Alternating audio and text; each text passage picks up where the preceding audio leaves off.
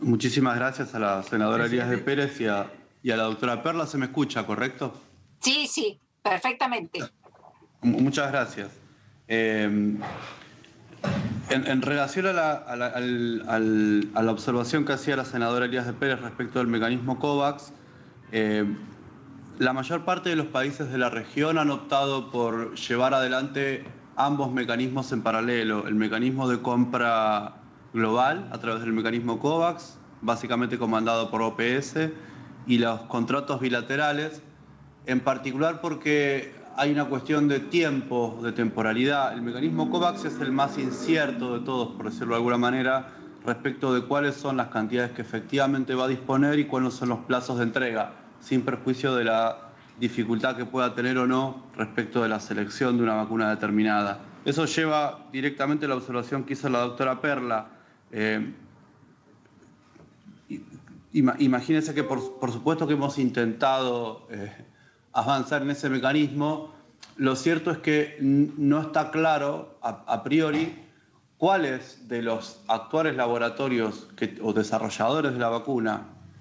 o consorcios que desarrollan la vacuna efectivamente va a tener una vacuna que supere las instancias de seguridad y eficacia y que pase de ser una vacuna candidata a una vacuna efectivamente disponible. Si tuviéramos la certeza respecto de que una vacuna candidata efectivamente va a estar disponible, no requiere prórroga de jurisdicción, no requiere cláusula de confidencialidad o no requiere cláusula de indemnidad, lo lógico sería optar por esa.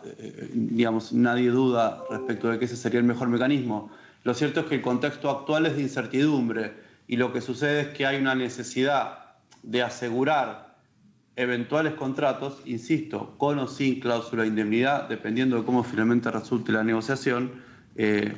donde lo que hagamos es reserva de producción, que es el típico de contrato que está firmando México, que firmó Chile, que está firmando Colombia, que firmó Brasil, que firmó Estados Unidos, por supuesto, que firmó la Comunidad Europea, que están firmando países del sudeste asiático, que firmó la India, donde lo que se hace es,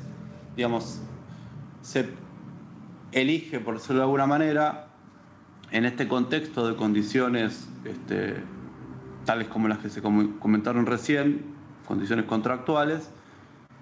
en función de la estrategia sanitaria nacional, que insisto, en este caso para nosotros es clave minimizar el mix de vacunas que inoculemos finalmente a la población argentina, en las mejores condiciones de precio, a la mayor velocidad posible. Y voy a decir algo que probablemente no suene de la mejor manera posible, pero en defensa de la ley, que es lo que estoy haciendo, esta misma discusión probablemente dentro de 6 meses carezca de sentido, porque toda esa información va a estar sobre la mesa y entonces las posibilidades de negociar van a ser diferentes. La situación actual es poder negociar en un plazo perentorio, inmediato, que permitan reserva de producción de esas vacunas en las condiciones en las que nosotros consideremos que estén más avanzados, de manera tal que podamos disponer de una vacuna, esperemos, como objetivo en el primer trimestre del año que viene. Conforme más tiempo esperemos, más a la cola vamos a quedar de la reserva de producción, más incierto va a ser el precio, digamos, y probablemente mejores condiciones contractuales puedan lograrse, pero eso va a ser en detrimento de una disponibilidad inmediata de la vacuna para nuestro país. Ese es el punto crítico. Hay un juego que de ninguna manera es un cheque en blanco. La ley prevé y nosotros pretendemos que así sea. Haya intervención de la Sindicatura General de la Nación, de la Auditoría General de la Nación, de las comisiones de salud del Senado y de la Comisión de Salud y Acción Social de Diputados, de manera tal que esta información esté disponible para los representantes del pueblo y de las provincias y por supuesto para los organismos de contralor, donde se juzgue la oportunidad, mérito y conveniencia de la decisión que finalmente haya tomado el ministro en un contexto, repito, de fuerte incertidumbre, gran presión mundial respecto de la reserva de producción de las vacunas, priorización de la temporalidad para que podamos retomar cierta normalidad con un plazo más perentorio del que el mecanismo COVAX claramente prevé, que siempre va a la cola de los contratos bilaterales, a un precio razonable, de acuerdo a cómo se negocie, y con las condiciones contractuales que los oferentes que cumplan con todas esas condiciones estén dispuestos a hacer, sin perjuicio de la negociación que nosotros hagamos en el sentido de minimizar las cláusulas de indemnidad, que aprovecho la ocasión para decirlo, de ninguna manera excluyen conducta fraudulenta o mala praxis o incumplimiento de normas de buenas prácticas de producción. Eso me parece que es importante decirlo, digamos. No es que se exime de toda responsabilidad. Sencillamente lo que nosotros planteamos es que de la lectura de las cláusulas de resolución de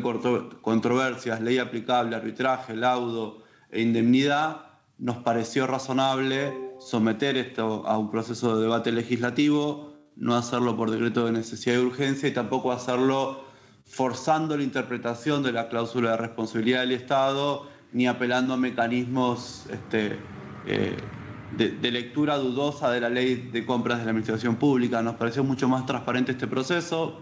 Creo que el proceso de debate en diputados mejoró la ley sustancialmente y creo que, digamos, permite una apertura en la situación en la que se enfrenta la Argentina, que, insisto, no es distinto de lo que se enfrenta el resto del mundo, en un contexto de gran incertidumbre. Si el precio resulta conveniente, las condiciones contractuales resultan aceptables, por lo menos a la luz de esta ley, por supuesto la vacuna candidata cumplió